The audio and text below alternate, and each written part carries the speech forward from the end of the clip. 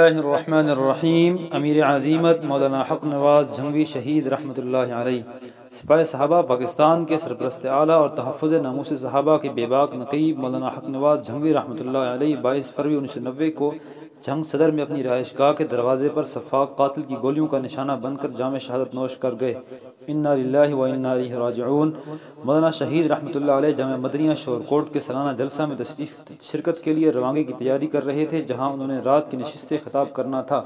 اچانک 8 بجے کے قریب کسی نے دروازے پر گھنٹی دی۔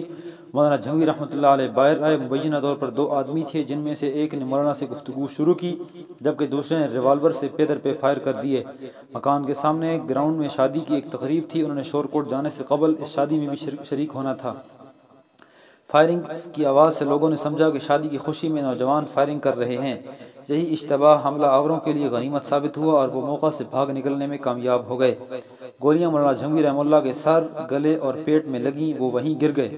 انہیں گرتا دیکھ کر ارد گرد کے لوگ متوجہ ہوئے، علاقہ میں کوہرام مچ گیا۔ مولانا شہید رحمہ اللہ کو فوراً ہسپتال لے جایا گیا، مگر ہسپتال پہنچنے سے قبل ہی وہ عروس شہادت سے ہمکنار ہو گئے۔ راقم الحروف مولانا زاہد الراشدی اس روز شورکوٹ میں تھا۔ ظہر کے بعد جامعہ مدنیہ شورکوٹ کینٹ میں سالانہ جلسہ سے خطاب کیا اور حضرت علامہ ڈاکٹر خالد محمود مدظ اللہ کے ہمراہ مغرب کی نماز جامعہ عثمانیہ شورکوٹ شہر میں ادا کی۔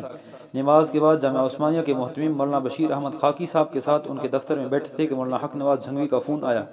مولانا خاکی کے علاوہ انہوں نے علامہ صاحب راقم الحروف سے بھی بات کی۔ کم و بیش 7 بجے کا وقت تھا۔ یہ ہماری آخری گفتگو تھی جو فون پر ہوئی۔ مولانا جھنگوی نے جمعیت علماء اسلام پاکستان کے اتحاد اور سنی کاز کی جدوجہد کو سیاسی پلیٹ فارم پر منظم کرنے کے سلسلے میں مشاورت کے لیے گوجرانوالہ تشریف آوری کی خواہش کا اظہار کیا اور ہمارے درمیان آئندہ ہفتہ کے دوران کسی وقت مل بیٹھنے کی بات طے ہوئی۔ وہاں سے فارغ ہو کر علامہ خالد محمود صاحب اور راقم الحروف واپسی کے لیے بس اسٹاپ پر پہنچے تو بہت سے نوجوان سپاہ صحابہ کا پرچم اٹھائے مولانا حق نواز جھنگوی کے استقبال کے لیے ان کے انتظار میں کھڑے تھے۔ ان نوجوانوں نے ہی جھنگ جانے والی ایک ویگن روک کر ہمیں سوار کرایا اور جب ہم جھنگ پہنچے تو یہ روح فرسا خبر اپنی تمام تر حشر سامانیوں سمیت ہماری منتظر تھی کہ عزیمت و استقامت کی شاہراہ کا یہ بلند حوصلہ مسافر شہادت کی منزل کو پہنچ چکا ہے۔ انا للہ و انا الیہ راجعون۔ نماز جنازہ اگلے روز جمعہ کی نماز کے بعد اسلامیہ ہائی اسکول کی گراؤنڈ میں ادا کی گئی۔ حضرت علامہ مولانا محمد عبداللہ درخواستی دامت برکاتہم رحمۃ اللہ علیہ نے نماز جنازہ پڑھائی اور جھنگ میں کرفیو کے اعلان اور چاروں طرف باہر سے آنے والوں کو روکنے کے لیے پولیس کی ناکہ بندی کے باوجود ملک کے مختلف حصوں سے عقیدت مندوں کی ایک بڑی تعداد نے شرکت کی۔ اخبارات کی رپورٹ کے مطابق یہ جنگ کی تاریخ کا سب سے بڑا جنازہ تھا۔ نماز جنازہ کے بعد مولانا حق نواز جھنگوی شہید رحمۃ اللہ علیہ قائم کردہ جامعہ محمودیہ میں انہیں سپرد خاک کر دیا گیا۔ جنگ کے احباب کے مطابق چند روز قبل مولانا جھنگوی رحمۃ اللہ کو دبئی سے ایک ٹیلی فون کال کے ذریعے خبر دی گئی کہ انہیں قتل کرنے کی سازش ہو رہی ہے، اور خفیہ ذرائع کے مطابق 20 فروری سے 25 فروری کے درمیان مولانا حق نواز جھنگوی رحمۃ اللہ، مولانا عبدالستار توسوی رحمۃ اللہ، مولانا منظور احمد چنوٹی رحمۃ اللہ کو قتل کرنے کے ایک منصوبے کا انکشاف ہوا ہے۔